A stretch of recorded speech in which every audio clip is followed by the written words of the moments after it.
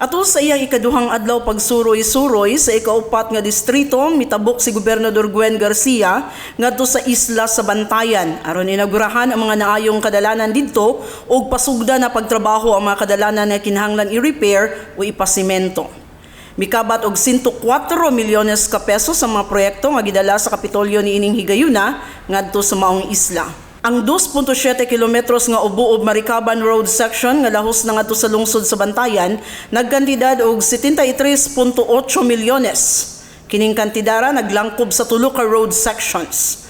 Ang laing duha ka dalan mao ang bag-ong dalan nga tuwa mahimutang sa barangay Talangnan sa lungsod sa Madre Dejos nga gitawag og bag-ong dalan road section.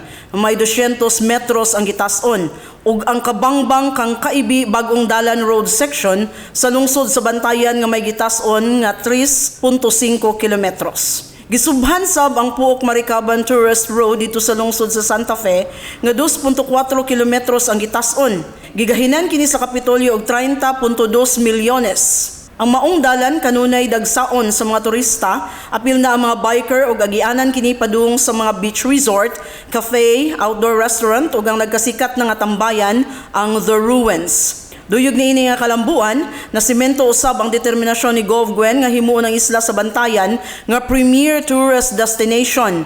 Dili lang sa tibuok Pilipinas, apan sa tibuok Southeast Asia. Ilabi na kay nagpadayon na ang pagpaayo sa Bantayan Island Tourism Airport.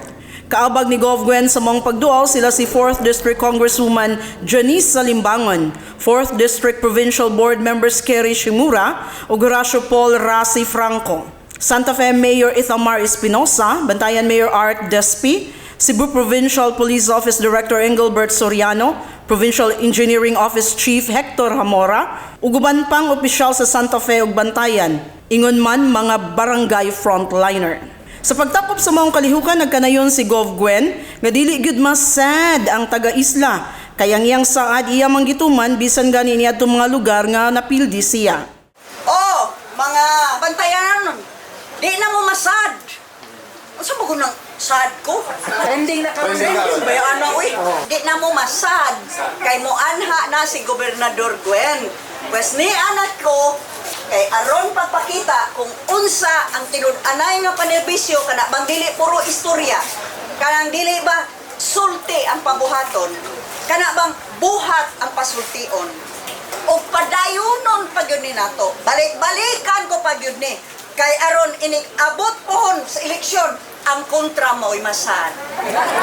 Paningkamot gid ko nga ang tanan ninyong gikinahanglan labi na infrastruktura kay mo ni makatabang gyud sa atong ekonomiya. Ato gyud na dayon tubagon. Siyaro sa pag-awas-awas sa mga proyekto dinhi, siyaro.